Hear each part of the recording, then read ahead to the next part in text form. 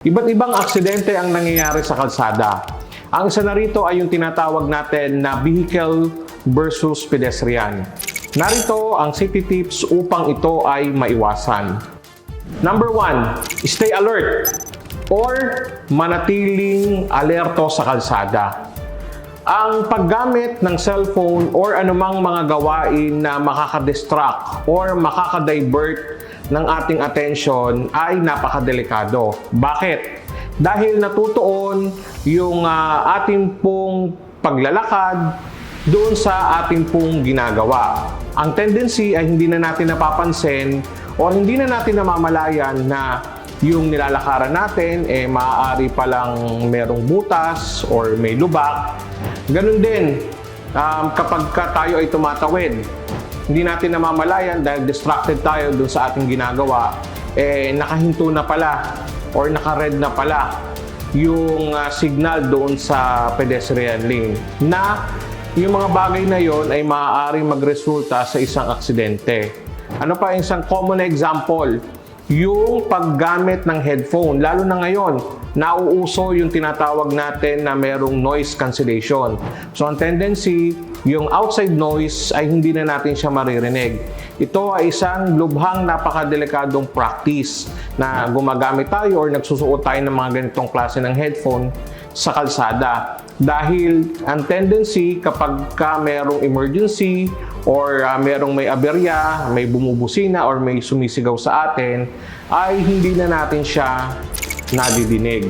Pangalawa, use sidewalk. Palaging gumamit ng bangketa. Ang purpose kaya nagkaroon ng mga bangketa ay para mabigyan ng safe space o ng ligtas na lugar ang mga pedestrian sa kanilang paglalakad sa kalsada upang tayo ay hindi masagi ng mga sasakyan.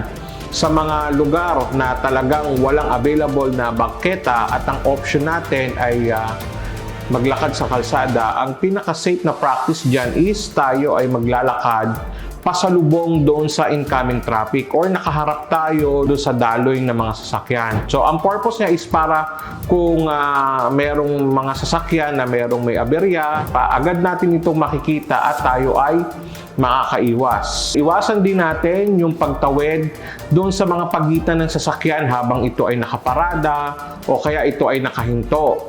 Dahil isa ito sa mga considered na blind spot pagdating sa mga driver na bigla na lang silang mabubulaga na meron palang tatawid. Pangatlo, use pedestrian lane and footbridge. Tumawid sa tamang tawiran.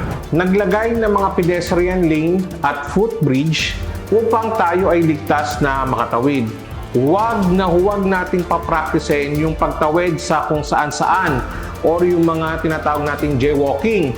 Lalo na sa mga lugar na mabibilis ang takbo ng mga sasakyan at sa mga lugar na talagang madidilim. Ganun din po, kahit na tayo ay tumatawid sa pedestrian lane, ay siguraduhin din po natin na naka-green yung pedestrian light bago tayo tumawid. At tumingin din muna tayo sa kaliwa at sa kanan bago tayo tumawid. Pang-apat, be visible. Magsuot ng mga matitingkad na kulay ng damit or maglagay ng mga reflectorized material sa ating pong katawan kapag tayo ay naglalakad, especially sa gabi at sa mga lugar na madidilim. Panglima, walk defensively. Maging maingat sa kalsada. Huwag nating ipapalagay na nakikita o nakita tayo ng mga driver. At huwag din natin i-assume na sila ay hihinto o titigil para po sa atin. Kaya ang pinaka-safe at ang pinaka-magandang gawin po dyan ay bago tayo tumawid, siguraduhin natin na meron tayong eye contact sa kanila para nakakasigurado tayo na nakita talaga nila tayo. Pang-anim, road as a playground.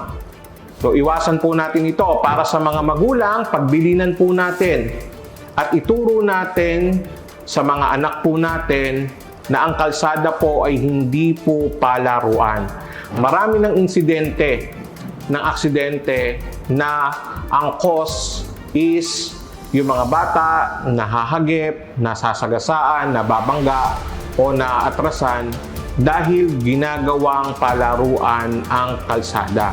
Kaya pumaturuan natin sila at ma-orient natin sila saan sila dapat maglaro.